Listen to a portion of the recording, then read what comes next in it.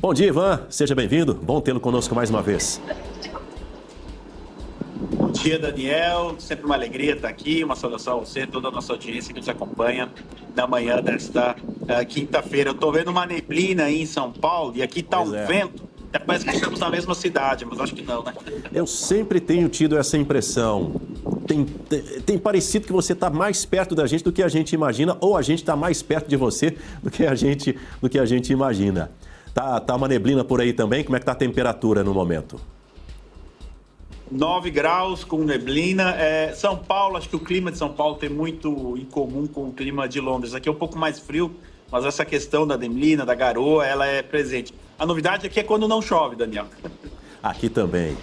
Aqui é novidade também quando não chove, quando não tem uma garoazinha. E, aliás, nos últimos dias, chuva tem colocado o paulistano, no geral, na região sudeste, a população muito preocupada e temerosa. A gente tem passado aí por algumas aflições, principalmente em Minas Gerais, na zona da Mata Mineira, onde pessoas têm perdido as suas vidas ali. Mais de quase 50 pessoas perderam as vidas, suas vidas nos últimos dias por conta das fortes chuvas, né? Situação realmente lamentável e extrema. Mas vamos falar agora um pouquinho sobre o que está acontecendo fora do Brasil, porque a tensão entre o Irã e os Estados Unidos, Ivan Kleber, ela segue, porque o governo norte-americano estaria enviando ou está enviando caças F-2, é isso? F-22 para Israel. 22, é um baita caça, não é? É esse daí que está na tela, que a gente está mostrando, uma iniciativa que é uma forma de segurança de Israel em caso de uma possível retaliação, em caso de uma guerra, é isso? Esse é o objetivo? Daniel, isso mesmo. O caça F-22 junto com os caças F-35, talvez, em termos de caças, são os caças são os melhores caças do mundo, né? Que o homem jamais construiu em termos de capacidade bélica. E esses caças, então, foram enviados para Israel. Vamos trazer uma atualização das últimas 12 horas nessa questão, porque ontem o vice-presidente dos Estados Unidos, J.D. Vance, disse que a inteligência americana mostrou, não é, ao lado político ali, ao vice e a alguns congressistas, que sim, o Irã está restabelecendo o seu programa nuclear. Já o secretário Marco Rubio disse que o Irã também conseguiu avançar com a questão dos mísseis intercontinentais que poderiam atingir a Europa e inclusive os Estados Unidos. Ele disse que o Irã está conseguindo, uma ameaça aos Estados Unidos, que essa ameaça não é de hoje. Essas declarações, junto com a informação dos F-22 em Israel, chegam, né, horas aí antes do início da provavelmente a última tentativa diplomática para resolver a questão sem precisar de um conflito militar. Essa reunião acontece hoje em Genebra. Até antes de entrar ao vivo aqui eu estava conferindo, essa reunião ainda não começou lá na Suíça, Daniel, mas existe essa expectativa, então, de que essa seja a última esperança aí diplomática. O Irã não quer negociar a questão dos mísseis. Já esse tema, segundo o próprio secretário Marco Rubio, ele é extremamente importante, além, obviamente, da questão nuclear. O Irã ofereceu aos Estados Unidos que eles ficariam por 3 ou 4 anos sem avançar com o programa nuclear, obviamente apostando em uma vitória de algum democrata daqui 3 anos nas eleições presidenciais dos Estados Unidos, mas a administração Trump já recusou essa oferta, ou interrompe de maneira definitiva o programa nuclear, ou então aí sim não teremos mais margem para a diplomacia. E você sabe, quando a diplomacia pousa, os caças como esse que nós vimos aí nas imagens decolam, e aí a questão realmente se torna militar, Daniel.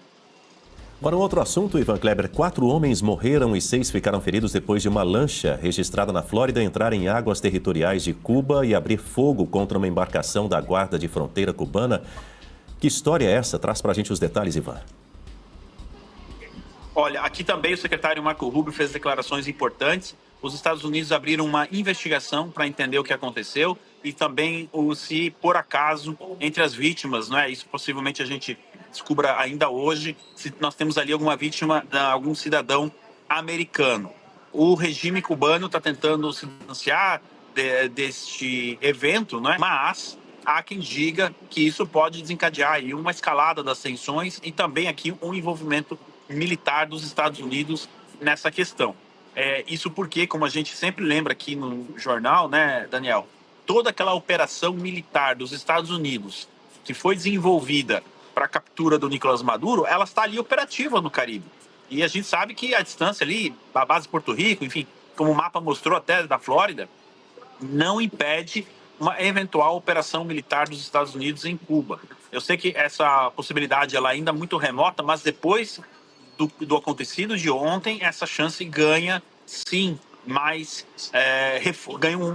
ganha mais força, não é? Lembrando que recentemente o Lula disse que o Brasil tem a intenção de ajudar Cuba, pelo menos com essa ajuda seria uma ajuda humanitária. Nesse contexto de tensões, qualquer coisa que o Brasil envie para Cuba que não seja de humanitário mesmo, comida, produtos de higiene, enfim, pode colocar o Brasil também nessas tensões diplomáticas. Então aqui também o governo brasileiro precisa ter muita atenção em seus próximos passos, principalmente depois de ontem do abatimento aí, né, da interceptação desta fragata, Daniel. Agora, Ivan Kleber, na Venezuela, mais de 3.200 pessoas foram soltas desde a implementação da lei da anistia. Entre os beneficiados estão cidadãos que estavam em prisão domiciliar ou sujeitos a outras restrições judiciais. Traz para a gente aí mais detalhes, a atualização sobre a lei da anistia que vigora agora, acredite, na Venezuela, você que nos acompanha. Pois é, 6 meses atrás, quem diria, Daniel, que nós noticiaríamos primeiro uma anistia na Venezuela do que no Brasil, né? Isso mostra como a geopolítica realmente ela é surpreendente e a gente sempre precisa ter esperança também, né, que as coisas vão acontecer. Esperança que os familiares desses presos políticos sempre mantiveram lá na Venezuela e que agora podem abraçar aí os seus amigos, seus parentes, enfim, e recebê-los de volta em casa. Ontem, o secretário Rubio ele colaborou aqui com a pauta do nosso jornal, Daniel. Acho que ele falou, vou mandar umas pautas aí para o pessoal do Jornal da Manhã, porque ele também declarou que agora o próximo passo para que a Venezuela seja considerada uma democracia é a realização de eleições livres.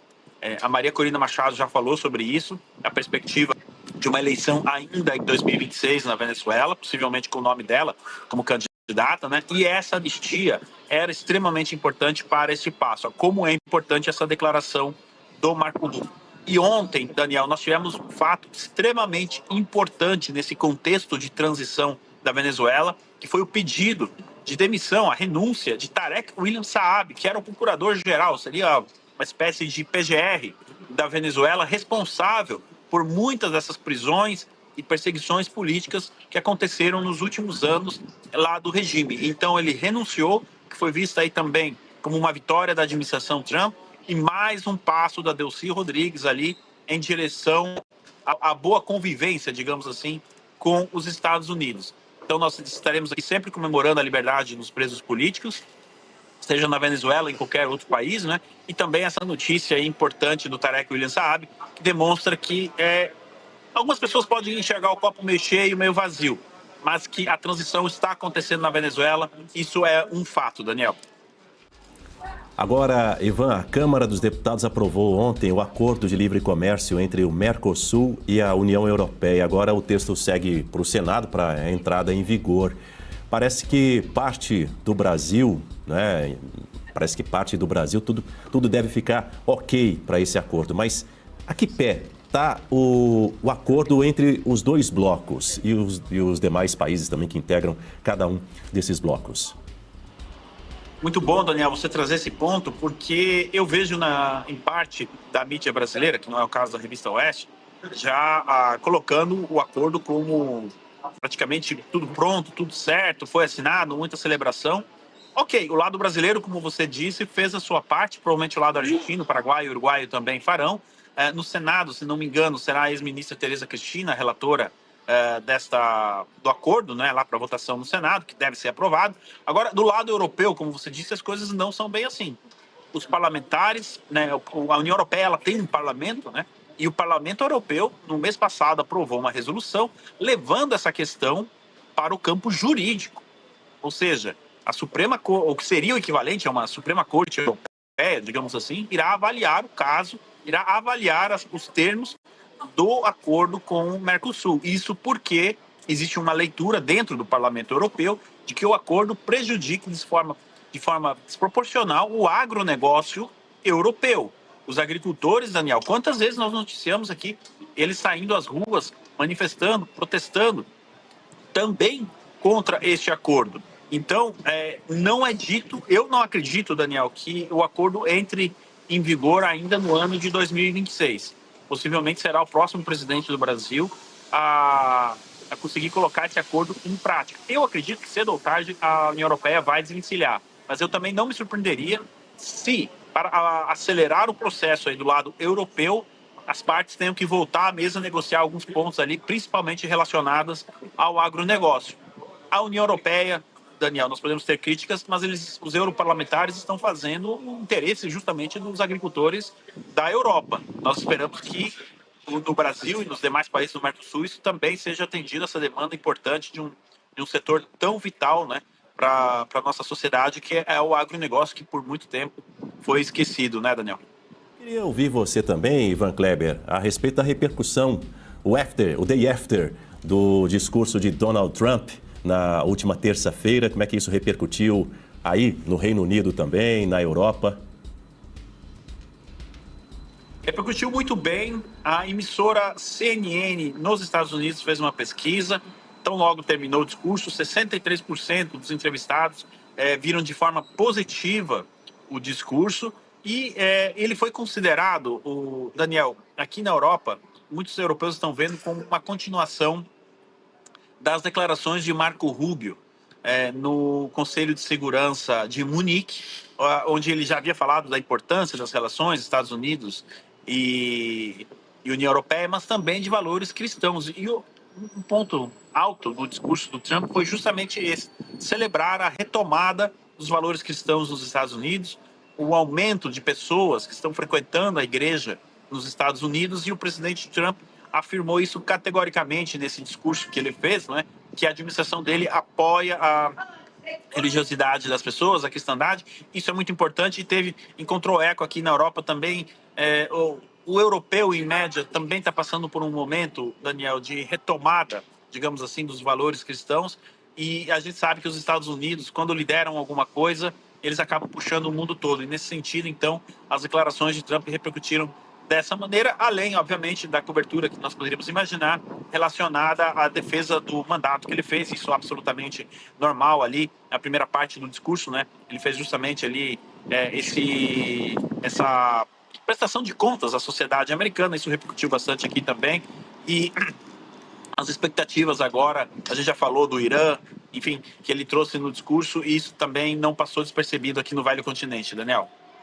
Muito bem, meu caro Ivan Kleber, sempre muito bom tê-lo conosco. Bom dia para você.